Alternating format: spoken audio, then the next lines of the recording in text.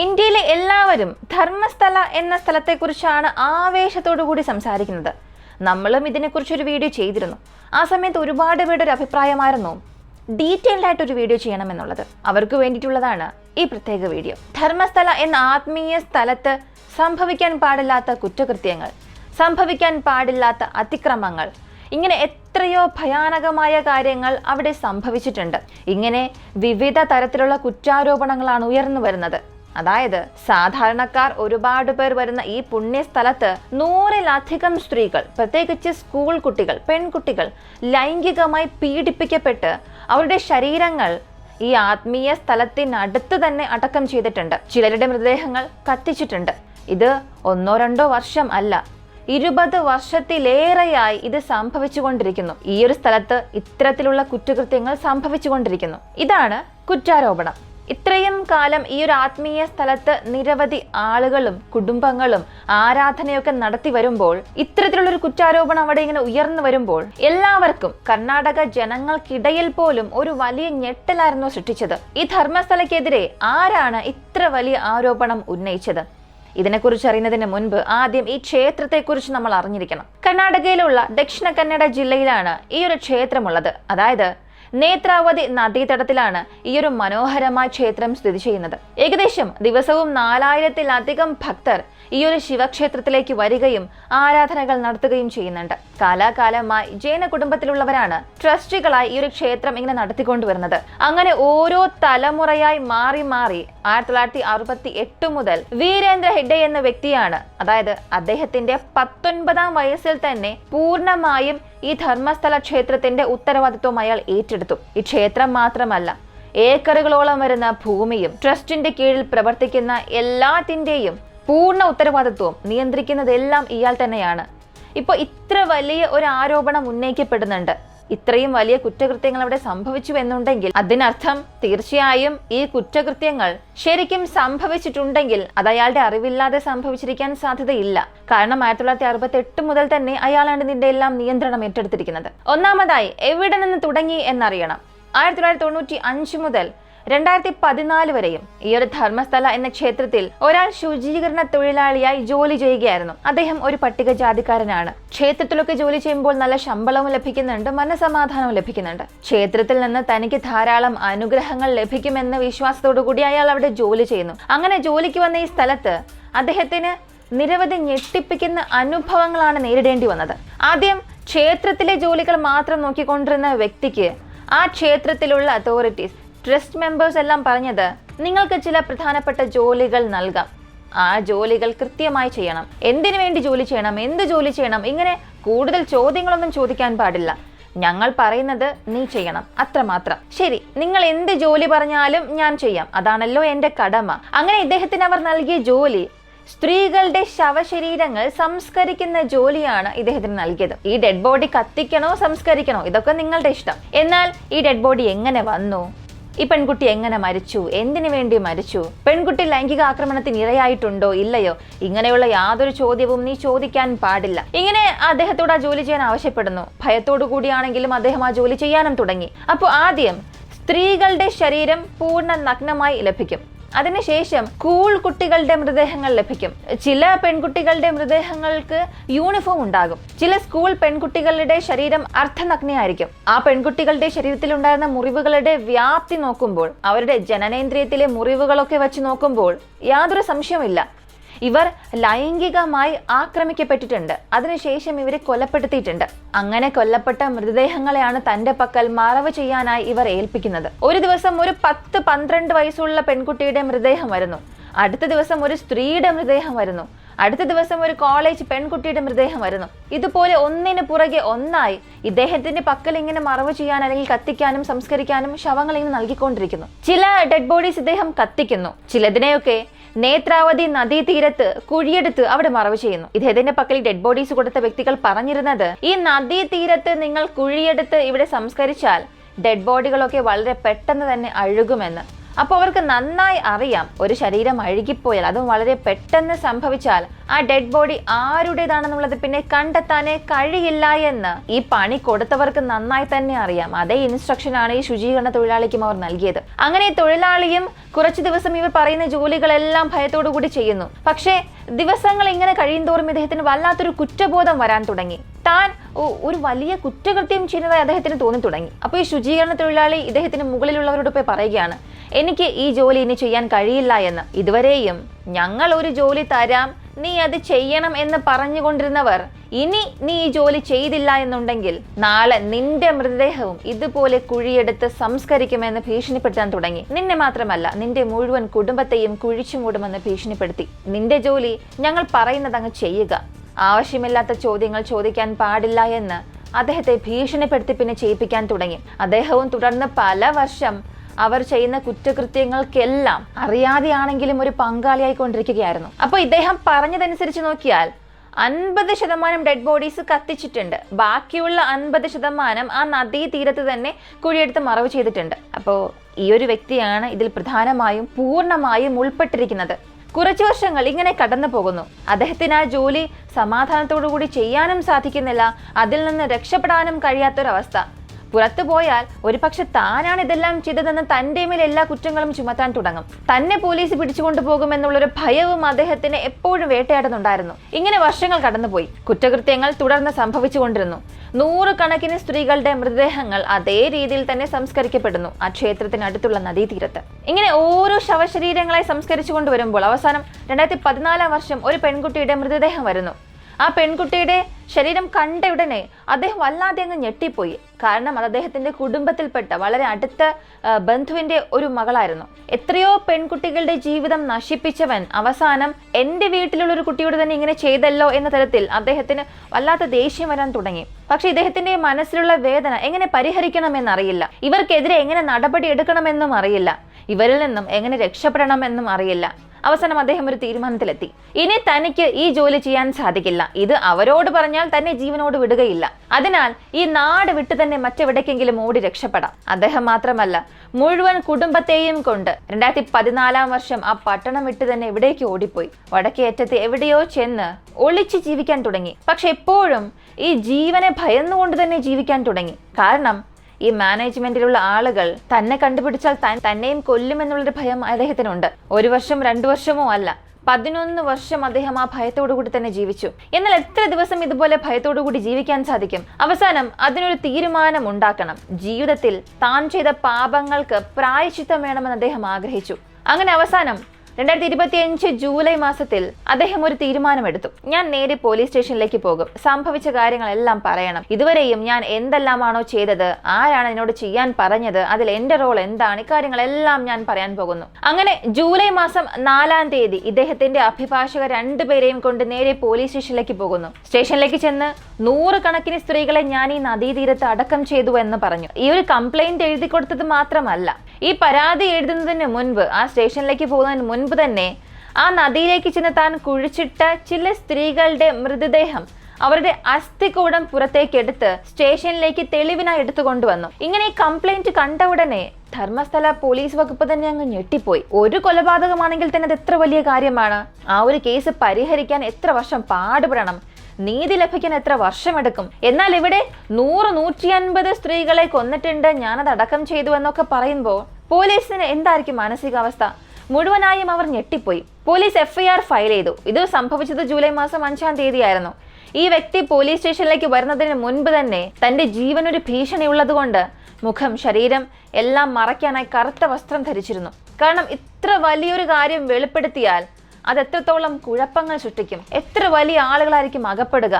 ധർമ്മസ്ഥല എന്ന ഒരു വലിയ ക്ഷേത്രത്തിന്റെ പേര് തന്നെ നശിക്കും. തന്നെയും കൊല്ലുമെന്നുള്ള ഭയം കാരണം സ്വയം രക്ഷിക്കാൻ അദ്ദേഹം മുഖംമൂടി ധരിക്കുന്നു. അങ്ങനെ FIR ഫയൽ ചെയ്തു. പക്ഷേ പോലീസ് അതിൽ ശരിയായ ഒരു നടപടികളൊന്നും എടുക്കുന്നത് പോലെ അദ്ദേഹത്തിന് തോന്നിയില്ല. പോലീസ് നടപടി എടുക്കാത്തത് കൊണ്ട് തന്നെ നേരിട്ട് ഇദ്ദേഹം ജഡ്ജിയുടെ അടുത്തേക്ക് പോയി. ജൂലൈ മാസം 11-ാം തീയതി 2 അഭിഭാഷകരെയും കൊണ്ട് ഈ അസ്ഥികൂടവും എടുത്തുകൊണ്ട് ഈ സംഭവിച്ച കാര്യങ്ങളെല്ലാം ജഡ്ജിയോട് പറയുന്നു. സർ, ഞാൻ ഇത്രയും കാലം ജോലി ചെയ്തു, ഇത്രയേറെ കൊലപാതകങ്ങൾ നടന്നിട്ടുണ്ട്, ഇതിൽ എന്റെ റോൾ ഇതായിരുന്നു, ഞാൻ അപ്രൂവറായി മാറാം. ദയവ് ചെയ്ത് എന്നെയും എന്റെ കുടുംബത്തെയും രക്ഷിക്കണം, ജീവൻ രക്ഷിക്കണം.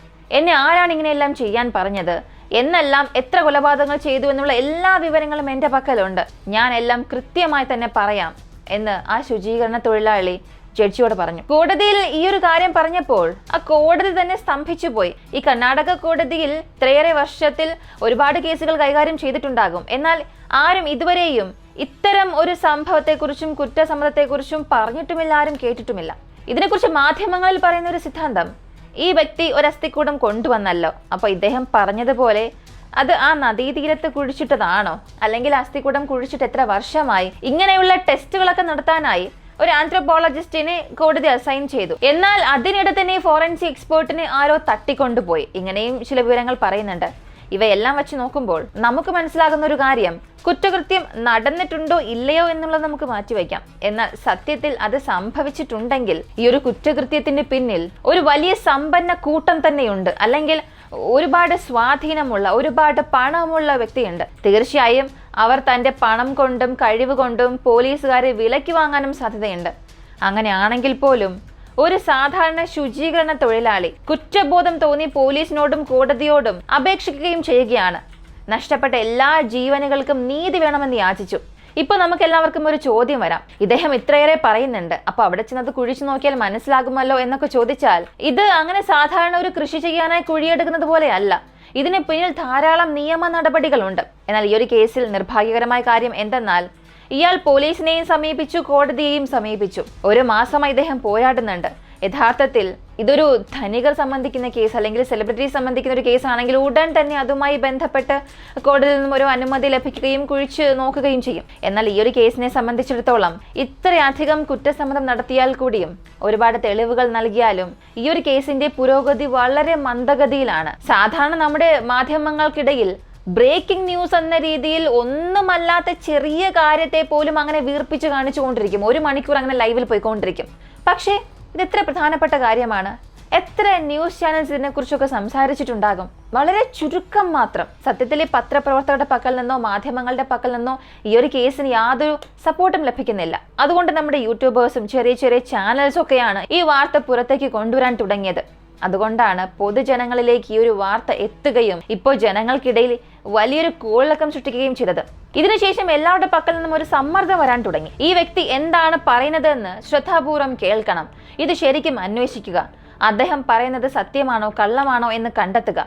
ഇങ്ങനെ ഈ ഒരു വാർത്ത കാട്ടുതീ പോലെ പടരാൻ തുടങ്ങി. എന്നാൽ ഇങ്ങനെ കാട്ടുതീ പോലെ പടരാൻ തന്നെ 1 മാസത്തോളം ആവശ്യമായി വന്നു. അങ്ങനെ 1 മാസത്തിന് ശേഷം എല്ലാവരുടെയും സംശയം ഒന്ന് തന്നെയായിരുന്നു, ഇതിന് പിന്നിൽ ഏതോ ഒരു വലിയ വ്യക്തിയുടെ ഗൂഢാലോചനയുണ്ട് എന്ന്. ഈ ശുചീകരണ തൊഴിലാളി പറഞ്ഞതുപോലെ ശരിക്കും ആ ഒരു ക്ഷേത്രത്തിന് സമീപം നദീതീരത്ത് 100-ലധികം സ്ത്രീകൾ ലൈംഗികമായി പീഡിപ്പിക്കപ്പെട്ട്, ആക്രമിക്കപ്പെട്ട് അവിടെ കൊന്നു കുഴിച്ചുമൂടിയിട്ടുണ്ടോ, അല്ലെങ്കിൽ ഇദ്ദേഹം മാനസികമായി ശരിയല്ല, അല്ലെങ്കിൽ ഒരു അറ്റൻഷൻ സീക്കിങ്ങിന് വേണ്ടി, അതുമല്ലെങ്കിൽ ക്ഷേത്രത്തിന് ഒരു കളങ്കം വരുത്താനായി ഇങ്ങനെ ഒരു തെറ്റായ ആരോപണം ഉന്നയിച്ചതാണോ? ഇങ്ങനെ ഒരുപാട് ട്വിസ്റ്റ് ആൻഡ് ടേൺസ് നിറഞ്ഞ ധർമ്മസ്ഥല എന്ന ക്ഷേത്രത്തിനെതിരെ കൊണ്ടുവന്ന ഒരു വലിയ ആരോപണത്തെക്കുറിച്ചാണ് നമ്മൾ ഈ വീഡിയോയിലൂടെ അറിയാൻ പോകുന്നത്. ഇദ്ദേഹം നൽകിയ സ്റ്റേറ്റ്മെന്റ് സത്യമാണോ കള്ളമാണോ എന്നറിയുന്നതിന് മുൻപ് നിങ്ങൾ ഇതുവരെയും ഈ ചാനൽ സബ്സ്ക്രൈബ് ചെയ്യാതെ കണ്ടുകൊണ്ടിരിക്കുന്നവരാണെങ്കിൽ ഇപ്പോൾ തന്നെ സബ്സ്ക്രൈബ് ചെയ്യുക. നമ്മുടെ ചാനലിലെ വീഡിയോസ് ഒക്കെ ഇഷ്ടപ്പെടുകയാണെങ്കിൽ ഇപ്പോൾ തന്നെ ലൈക്ക് ചെയ്തിട്ട് ഒരു കമന്റ് ചെയ്യുക.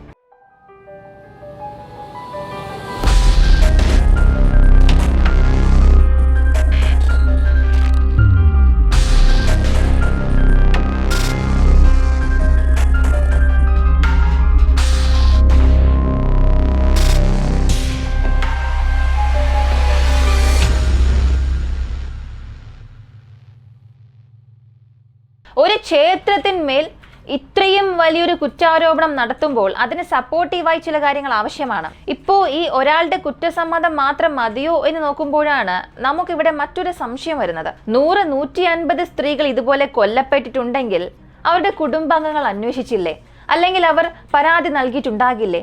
ഇങ്ങനെ ഒരുപാട് സംശയമുണ്ട്. ഇതെല്ലാം സംഭവിച്ചിട്ടുണ്ട്.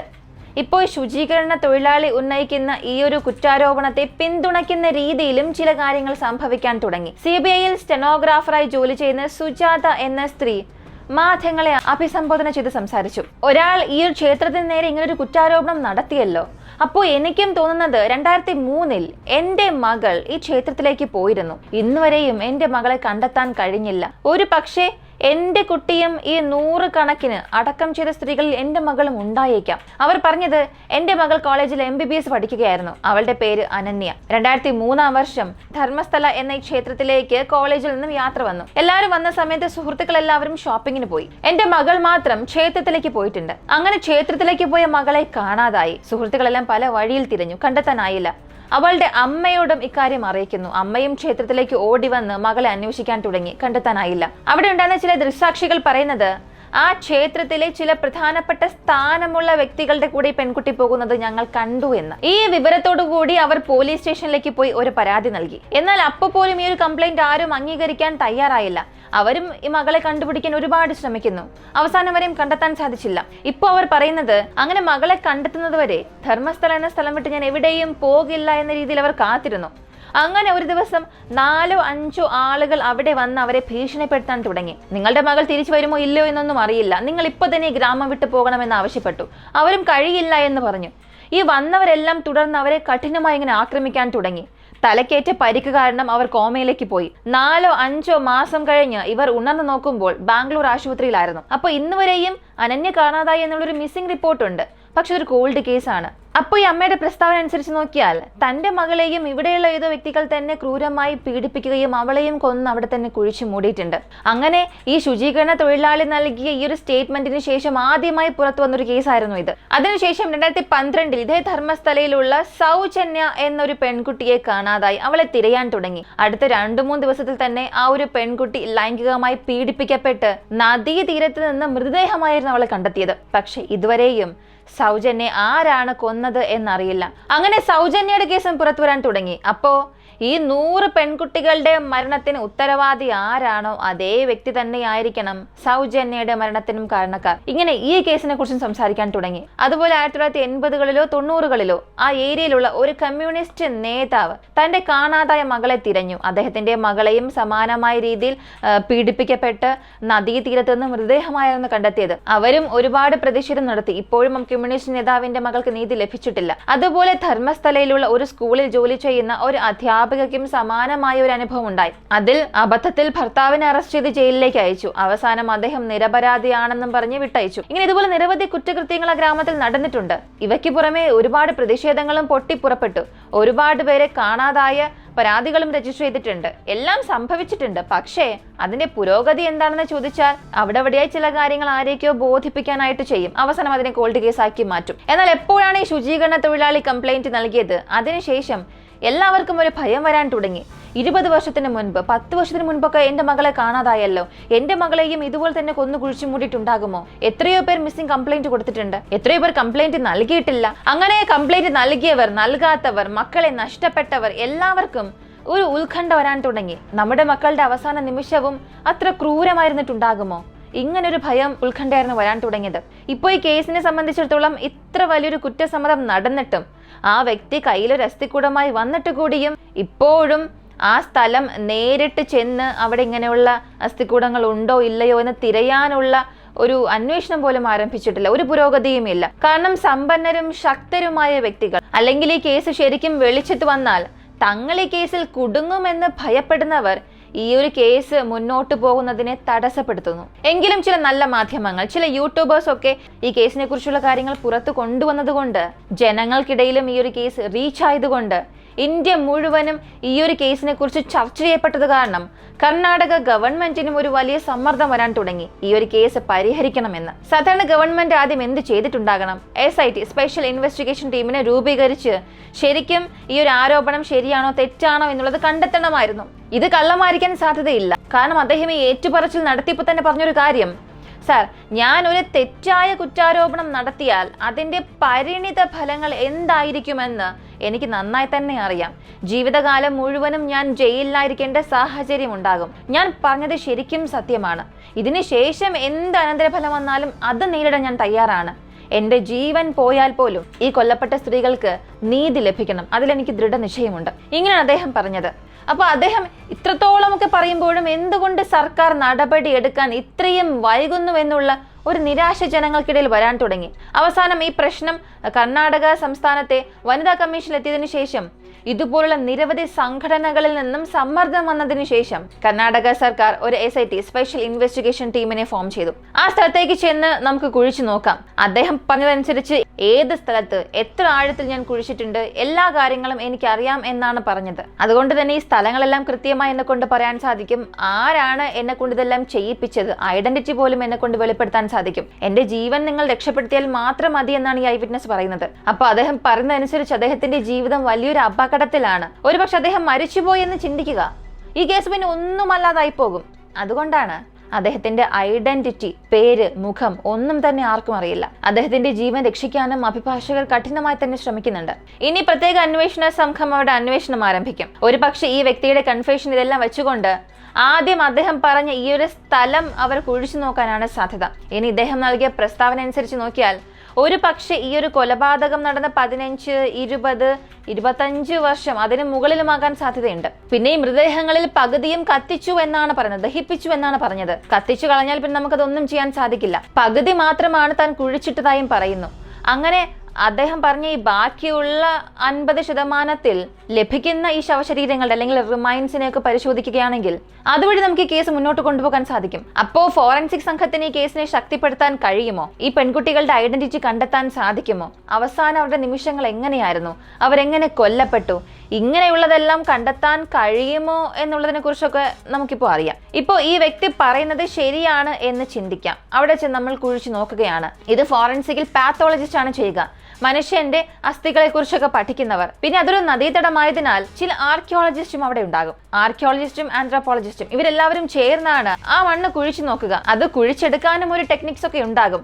അത് പ്രോപ്പറായി പ്രൊഫഷണലായി തന്നെ അവർ ചെയ്യും. അങ്ങനെ കുഴിച്ചെടുത്തതിന് ശേഷം ഇദ്ദേഹം പറഞ്ഞതുപോലെ ശരിക്കും അവിടെ അസ്ഥിക്കൂടം ഉണ്ടെങ്കിൽ അതിൽ നിന്നും അവർ ആദ്യം കണ്ടെത്തുന്നത് അതൊരു ആണാണോ പെണ്ണാണോ എന്നായിരിക്കും. അതെങ്ങനെ കണ്ടെത്തുമെന്ന് ചോദിച്ചാൽ പെൽവിക് ബോൺ വെച്ചാണ്. ഇടുപ്പിൽ ഒരു അസ്ഥിയുണ്ട്. ആ ഒരു ബോണിലൂടെ തന്നെ അതൊരു പുരുഷനാണോ സ്ത്രീയാണോ എന്ന് കണ്ടുപിടിക്കാൻ കഴിയും. അടുത്ത ഈ പെൽവിക് ബോണിലൂടെ ആ സ്ത്രീക്ക് കുഞ്ഞുങ്ങൾ ജനിച്ചിട്ടുണ്ടോ ഇല്ലയോ എന്നുള്ളതും കണ്ടെത്താൻ കഴിയും. അതിനുശേഷം മറ്റൊരു കാര്യം ഏജ് ഓഫ് ഡെത്ത് ആണ്. അതായത് കൊല്ലപ്പെട്ടപ്പോൾ ആ പെൺകുട്ടിക്ക് എത്ര വയസ്സ്, ഇത് ഈ ബോണിലൂടെ തന്നെ കണ്ടെത്താനും കഴിയും. അതിനുശേഷം ആ ഒരു സ്ത്രീക്ക് എത്ര ഉയരമുണ്ട്, ഭാരം എത്രയുണ്ട്, ഇതെല്ലാം കണ്ടെത്താൻ സാധിക്കും. പക്ഷെ ചില സമയങ്ങളിൽ ഈ ഒരു ശരീരം ഇങ്ങനെ അഴുകിപ്പോയാൽ പോലും, തലമുടി ലഭിച്ചാൽ പോലും വളരെ നിർണായകമായ വിവരങ്ങൾ ലഭിക്കാൻ സാധ്യതയുണ്ട്. അതൊരു ബെറ്റർ എവിഡൻസ് ആയി തന്നെ മാറും. ശരി, ഇപ്പോ ഈ ബേസിക്കായി അസ്ഥികൂടം എടുത്ത് അതിനെക്കുറിച്ചുള്ള ഒരു പൂർണ്ണ ഐഡിയ നമുക്ക് ലഭിക്കും. ഇനി ആ പെൺകുട്ടി എങ്ങനെ മരിച്ചു എന്നുള്ളത് കണ്ടെത്താൻ കഴിയുമോ എന്ന് ചോദിച്ചാൽ തീർച്ചയായും ആ ഒരു ശവം കുഴിച്ചെടുക്കുമ്പോൾ മാംസം ഒന്നും അവശേഷിക്കില്ല. വർഷങ്ങൾക്ക് മുൻപ് കുഴിച്ചിട്ടതിനാൽ അഴുകിയിട്ടുണ്ടാകും. അസ്ഥികൾ മാത്രമായിരിക്കും ബാക്കിയാവുക. അപ്പോൾ ഈ ബോണിലൂടെ മാത്രമേ അവരുടെ അവസാന നിമിഷങ്ങൾ എങ്ങനെയായിരുന്നു, മരണം എങ്ങനെ സംഭവിച്ചു എന്നുള്ളതും കണ്ടെത്താൻ കഴിയും. ഉദാഹരണത്തിന് തലയിൽ വളരെ കഠിനമായ ഒരു വസ്തു കൊണ്ട് അടിച്ചെങ്കിൽ തലയോട്ടിയിൽ അത് അറിയാൻ സാധിക്കും. ബ്ലഡ് ഫോഴ്സ് ട്രോമ ഉണ്ടാകും. അതിന്റെ അടിസ്ഥാനത്തിൽ ആ സ്ത്രീയുടെ മരണം തലക്കേറ്റ പരിക്ക് മൂലമാണ് സംഭവിച്ചതെന്ന് നമുക്ക് സ്ഥിരീകരിക്കാൻ സാധിക്കും. കഴുത്ത് ഞെരിച്ചിട്ടുണ്ടെങ്കിൽ കഴുത്തിലെ എല്ലുകൾ പൊട്ടിപ്പോയിട്ടുണ്ടാകും. അതിന്റെ അടിസ്ഥാനത്തിൽ അവളെ കഴുത്ത് ഞെരിച്ചാണ് കൊന്നത് എന്നും പറയാൻ സാധിക്കും. അല്ലെങ്കിൽ ശരീരത്തിലെ പലയിടങ്ങളിൽ അസ്ഥികൾക്ക് മുറിവുണ്ടെങ്കിൽ അവളെ വ്യത്യസ്തമായ രീതിയിൽ അടിച്ചിട്ടുണ്ടാകാം, അല്ലെങ്കിൽ മുകളിൽ നിന്നും താഴെ തള്ളിയിട്ടിട്ടുണ്ടാകാം. ഇങ്ങനെ ഏത് രീതിയിൽ കൊല്ലപ്പെട്ടു എന്നുള്ളതൊക്കെ കണ്ടെത്താൻ സാധിക്കും. പിന്നീട് ആ പെൺകുട്ടി കൊല്ലപ്പെട്ടിട്ട് എത്ര ദിവസമായി, ചിലതൊക്കെ കുഴിച്ചിട്ടിട്ട് 10 വർഷമായിട്ടുണ്ടാകും, 20 വർഷമായിട്ടുണ്ടാകും. ഇതിനെക്കുറിച്ച് ഇതിനകം തന്നെ ഇവർക്കൊരു ഐഡിയ ലഭിക്കാൻ സാധ്യതയുണ്ട്. കാരണം ഈ ഒരു ശുചീകരണ തൊഴിലാളി പറഞ്ഞത് ഞാൻ ഇന്ന വർഷം ഇവിടെ ഒരു ഡെഡ് ബോഡി കുഴിച്ചിട്ടിട്ടുണ്ടോ എന്നൊക്കെ.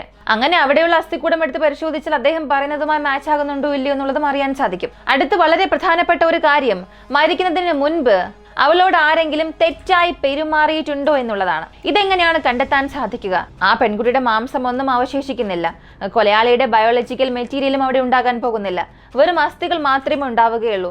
ഇത് വെച്ച് നമുക്ക് കണ്ടുപിടിക്കാൻ കഴിയുമോ എന്ന് ചോദിച്ചാൽ ചില സന്ദർഭങ്ങളിൽ സാധ്യമാണെന്നാണ് പറയുന്നത്. കാരണം ആ സ്ത്രീയുടെ ജനനേന്ദ്രിയത്തിൽ ഗുരുതരമായ പരിക്ക് സംഭവിച്ചിട്ടുണ്ടെങ്കിൽ അതിന്റെ ആഘാതം പെൽവിക് അസ്ഥിയിൽ, ഇടുപ്പിന്റെ പെൽവിക് അസ്ഥിയിൽ ദൃശ്യമാകും. അപ്പോൾ ചില സന്ദർഭങ്ങളിൽ ഈ സ്ത്രീകളുടെ പെൽവിക് അസ്ഥിയിൽ നിന്നും അതൊക്കെ കണ്ടെത്താൻ സാധിക്കും. അവസാന ആ ഒരു നിമിഷത്ത് അവൾ കഠിനമായ ലൈംഗിക അതിക്രമത്തിന് ഇരയായിട്ടുണ്ടോ ഇല്ലയോ എന്നുള്ളത് കണ്ടെത്താൻ കഴിയും. ഈ കേസിനെ സംബന്ധിച്ചിടത്തോളം അവസാനം വരെയും നമുക്ക് എല്ലുകൾ മാത്രമേ ലഭിക്കുകയുള്ളൂ. അത് നമുക്ക് എല്ലാവർക്കും അറിയാം. അപ്പോഴും ഒരു സംശയം വരുന്നുണ്ട്, DNA ലഭിക്കുമോ എന്ന്. DNA കുറിച്ച് പറയുകയാണെങ്കിൽ ഈ കുറ്റകൃത്യം ശരിക്കും നടന്നതാണെങ്കിൽ കുറ്റവാളികൾ വളരെ ബുദ്ധിമാന്മാരായിരിക്കണം. കാരണം ഈ ശരീരം കത്തിക്കാൻ ആവശ്യപ്പെട്ടു, അല്ലെങ്കിൽ നദീ തീരത്ത് കുഴിച്ചിടാനാണ് പറഞ്ഞത്. അപ്പോൾ നദീതീരത്ത് കുഴിച്ചിടാൻ എന്തുകൊണ്ട് പറയണം? അവിടെയാണെങ്കിൽ മാത്രമേ ശരീരം വളരെ വേഗത്തിൽ അഴുകിപ്പോവുകയുള്ളൂ, ഡീകമ്പോസ് ആവുകയുള്ളൂ. എന്തുകൊണ്ട് വളരെ പെട്ടെന്ന് ഡീകമ്പോസ് ആകണം? ഒരു ഡെഡ് ബോഡി കുഴിച്ചിട്ട് ആ ഒരു മണ്ണിൽ ഉയർന്ന അസിഡിറ്റി അല്ലെങ്കിൽ ഉയർന്ന ഒരു ഈർപ്പം ഉണ്ടെങ്കിലോ വാട്ടർ ഫ്ലോ കൂടുതലാണെങ്കിലോ അങ്ങനെയുള്ള സ്ഥലങ്ങളിൽ ശരീരം വളരെ പെട്ടെന്ന് തന്നെ ഡീകമ്പോസ് ആകും. കാരണം വാട്ടർ ഫ്ലോ അധികമാണെങ്കിൽ എന്ത് സംഭവിക്കും? ഓക്സിജൻ അവിടെ കൂടുതലായിരിക്കും. ഓക്സിജൻ കൂടുതലാണെങ്കിൽ എന്ത് സംഭവിക്കും? അവിടെ ബാക്ടീരിയയുടെ വളർച്ച വർദ്ധിക്കും. ബാക്ടീരിയ ഗ്രോത്ത് അധികമായാൽ ശരീരം അഴുകാൻ തുടങ്ങും. അപ്പോൾ ഒരു നദീതീരത്ത് കുഴിച്ചിട്ട മൃതദേഹം വളരെ വേഗത്തിൽ തന്നെ ഡീകമ്പോസ് ആകും. എന്നാൽ മറ്റൊരു ഓപ്ഷൻ ഉണ്ട്. ഇതേ നദീതീരത്ത് വളരെ ആഴത്തിൽ കുഴിച്ചിടുകയാണെങ്കിൽ, ഓക്സിജന്റെ അളവ് വളരെ കുറവുള്ള പ്രദേശത്ത് കുഴിച്ചിടുകയാണെങ്കിൽ 1-2 DNA ലഭിക്കാൻ സാധ്യതയുണ്ട്. എന്നാൽ ഇത്രയും വർഷങ്ങളായിട്ടുണ്ടല്ലോ, അപ്പോൾ ഈ DNA വേർതിരിച്ചെടുക്കുന്നത് വളരെ സാധ്യമല്ലാത്തൊരു കാര്യമെന്ന് തന്നെ പറയാം. 99% അസാധ്യമെന്നാണ് പറയുന്നത്. ശരി, 1% ഉണ്ടല്ലോ എന്നൊക്കെ ചോദിച്ചാൽ സാധ്യതയുണ്ട്. അത് നമുക്ക് പല്ലിൽ നിന്നും എടുക്കാൻ സാധിക്കും. ഈ തുടഭാഗത്തിൽ നിന്നൊക്കെ എടുക്കാമെന്നാണ് പറയുന്നത്. ഇവയെല്ലാം ആ ശരീരത്തിന്റെ സ്ഥാനം, എത്ര കാലമായി അടക്കം ചെയ്ത്, സ്വഭാവം എന്നിവയെല്ലാം ആശ്രയിച്ചിരിക്കും. ശരിക്കും ഈ വ്യക്തി പറഞ്ഞതുപോലെ കുഴിച്ചെടുത്താലും പലതരം അസ്ഥികൂടം കണ്ടെത്തിയാലും ശരിക്കും നമുക്ക് അതിൽ നിന്ന് എത്ര വിവരങ്ങൾ ശേഖരിക്കാൻ കഴിയുമെന്നുള്ളത് അറിയില്ല. സ്ത്രീകളുടെ ഐഡന്റിറ്റി കണ്ടെത്താൻ കഴിയുമോ എന്ന് പോലും അറിയില്ല. അവസാനം ഞാൻ പറഞ്ഞല്ലോ, അനന്യ എന്നൊരു ഡോക്ടർ കാണാതായി എന്ന്. അവരുടെ അമ്മ പറയുന്നത്, സാർ ഇപ്പോൾ സംഭവിക്കുന്നതെല്ലാം വെച്ച് നോക്കുമ്പോൾ എൻ്റെ മകളെയും അവിടെ തന്നെ കുഴിച്ചിട്ടുണ്ടാകും. എൻ്റെ മകളുടെ അസ്ഥിയെങ്കിലും തരിക, എനിക്ക് അവൾക്ക് അവസാന ചടങ്ങുകൾ നടത്തി കൊടുക്കണമെന്ന് യാചിക്കുകയാണ്. ശരിക്കും അതൊക്കെ കാണുമ്പോൾ വല്ലാത്ത ദുഃഖം തോന്നിപ്പിക്കും. ഇനി SIT ടീം അവിടെ കുഴിച്ചു നോക്കാൻ സാധ്യതയുണ്ട്. അങ്ങനെ അസ്ഥികൂടങ്ങൾ ശരിക്കും ലഭിച്ചാൽ അതവർ ഗവേഷണം ചെയ്ത് അതിലൂടെ ഒരുപാട് കാര്യങ്ങൾ അവർ കണ്ടെത്തും. ഇതിൽ രാഷ്ട്രീയ ഇടപെടലുകൾ അല്ലെങ്കിൽ സമ്പന്നരുടെ ഇടപെടൽ, ഈ കേസിൽ ഉൾപ്പെട്ടവരുടെ പശ്ചാത്തലമൊന്നും ഇല്ലാതെ അന്വേഷണം നടത്തിയാൽ തീർച്ചയായും ധാരാളം സത്യങ്ങൾ പുറത്തു വരാനുള്ള സാധ്യതയുണ്ട്. എന്നാൽ ഈ ഫോറൻസിക് പരിശോധനയ്ക്ക് എത്രത്തോളം ഡാറ്റ എടുക്കാൻ കഴിയുമെന്നുള്ളത് അറിയില്ല. ഇതൊക്കെ കാത്തിരുന്ന് തന്നെ അറിയണം. ഈ കേസിനെ കുറിച്ച് ഞാൻ ചിന്തിക്കുന്നത്, യാതൊരു ബന്ധവുമില്ലാത്ത ഒരു വ്യക്തി 10 വർഷമായി ജോലിയിൽ നിന്നും വേർപിരിഞ്ഞിട്ട് തന്നെ, എന്നിട്ട് പെട്ടെന്ന് ആ ക്ഷേത്രത്തിനെതിരെ ഒരു കുറ്റാരോപണം നടത്തി. ഒന്ന് ചിന്തിക്കുക, അതിന് പുറകിൽ എന്തായിരിക്കും കാരണം? മറ്റൊന്നുമല്ല, അത് ശരിക്കും സത്യമാണ്. സത്യമാകാൻ ഒരുപാട് സാധ്യതകളുണ്ട്. ഒരുപക്ഷെ അദ്ദേഹത്തിന്റെ മനസാക്ഷി, കുറ്റബോധമായിരിക്കാം ഇങ്ങനെ ഒരു കുറ്റസമ്മതം നടത്താൻ പ്രേരിപ്പിച്ചത്. ഇനി കള്ളം പറയുകയാണ്, ആ ക്ഷേത്രത്തിന് ഒരു കളങ്കം വരുത്താൻ ഇങ്ങനെയൊക്കെ പറയുകയാണെന്ന് ചിന്തിക്കുക. അതിന്റെ അനന്തര ഫലങ്ങൾ, പ്രത്യാഘാതം എന്താണെന്ന് അദ്ദേഹത്തിന് നന്നായി തന്നെ അറിയാം. അദ്ദേഹം ഈ പറയുന്ന സ്ഥലത്ത് കുഴിച്ചു നോക്കി അവിടെ അസ്ഥികൂടം ഇല്ലെങ്കിൽ ആ വ്യക്തി ജീവിതകാലം മുഴുവനും ജയിലിലായിരിക്കാൻ സാധ്യതയുണ്ട്. കൂടാതെ ആ ക്ഷേത്ര മാനേജ്മെന്റ് അത്ര പെട്ടെന്ന് അതിന് അനുവദിക്കില്ല. ഞങ്ങളുടെ ക്ഷേത്രത്തിന് വലിയൊരു അപമാനം സൃഷ്ടിച്ചു എന്നൊക്കെ തീർച്ചയായും ഒരു കേസ് ഫയൽ ചെയ്ത് ആ ഒരു വ്യക്തിയെ ഒന്നും അല്ലാതാക്കി മാറ്റും. അപ്പോൾ അദ്ദേഹം സാധാരണ ഒരു ജോലിക്കാരനാണ്. മനസാക്ഷിക്ക് വിധേയനായി നടന്ന സംഭവങ്ങളെല്ലാം അദ്ദേഹം പറഞ്ഞു. ഇത്രയേറെ അദ്ദേഹം പറഞ്ഞു എന്നുണ്ടെങ്കിൽ തീർച്ചയായും അതിൽ സത്യമുണ്ടാകാനും സാധ്യതയുണ്ട്. ഇപ്പൊ ഇദ്ദേഹം പറയുന്നത് പോലെ അവിടെ ഇങ്ങനെയെല്ലാം സംഭവിച്ചു എന്ന് തന്നെ കരുതുക. അപ്പോൾ ആ ക്ഷേത്രത്തിന്റെ പൂർണ്ണ ചുമതല ആർക്കാണ്? വീരേന്ദ്ര ഹെഗ്ഡെ എന്ന വ്യക്തിക്ക്. 1968 മുതൽ അയാളാണ് അവിടെ ഉള്ളത്. അപ്പോൾ ഇത്ര വലിയൊരു ക്ഷേത്രം കൈകാര്യം ചെയ്യുന്ന ഒരാൾക്ക് ശരിക്കും ആ ക്ഷേത്രത്തിൽ നടന്ന കുറ്റകൃത്യങ്ങളെ കുറിച്ച് അറിയില്ല എന്നാണോ? അല്ലെങ്കിൽ അയാളുടെ അറിവോടുകൂടിയാണോ ഇതെല്ലാം ചെയ്തത്? അല്ലെങ്കിൽ അയാളുടെ പങ്കും ഇതിൽ ഉണ്ടോ എന്നുള്ളത് അന്വേഷണത്തിന്റെ അവസാനം മാത്രമേ അറിയാനും സാധിക്കൂ. ഒരു പക്ഷേ അറിയാതിരിക്കാനും സാധ്യതയുണ്ട്. ഈ കേസിനെ കുറിച്ച് വീണ്ടും വളരെ ആഴത്തിലുള്ള അന്വേഷണം ആവശ്യമാണ്. വലിയൊരു മാസ് മർഡർ ചെയ്തിട്ട് അത്രയും കാലം നമുക്കൊണ്ട് അതൊക്കെ ഒളിപ്പിച്ചു വെക്കാൻ സാധിക്കുമോ? ചിന്തിച്ചു നോക്കിയാൽ വല്ലാത്തൊരു അത്ഭുതം തോന്നുന്നു. സത്യം എന്നായാലും പുറത്തു വരും എന്ന് തന്നെ വിശ്വസിക്കാം. ഈ ഒരു കേസിനെ കുറിച്ച് നമുക്ക് വീണ്ടും ഒരുപാട് സംസാരിക്കേണ്ടതുണ്ട്. ഈ കുഴിച്ചു നോക്കി അവിടെ നിന്നും ഈ അസ്ഥികൂടങ്ങൾ ലഭിച്ചാൽ അതിൽ നിന്നും എങ്ങനെയെല്ലാം കാര്യങ്ങൾ കണ്ടുപിടിക്കും? ആ പെൺകുട്ടികൾ അവസാനമായി അനുഭവിച്ച ബുദ്ധിമുട്ടുകൾ ഈ അസ്ഥികൂടം നമുക്ക് പറഞ്ഞു തരുമോ? എല്ലാം മറ്റൊരു വീഡിയോയിലൂടെ നമുക്ക് വിശദമായി അറിയാം. ഈ ഒരു വീഡിയോയെക്കുറിച്ചുള്ള നിങ്ങളുടെ അഭിപ്രായം കമന്റിൽ പ്രതീക്ഷിക്കുന്നു. ഇതുവരെയും ലൈക്ക് ചെയ്യാതെ കാണുന്നവരാണ് നിങ്ങളെങ്കിൽ ഇപ്പം തന്നെ ലൈക്ക് ചെയ്യുക. മറ്റൊരു വീഡിയോയുമായി വീണ്ടും കാണാം.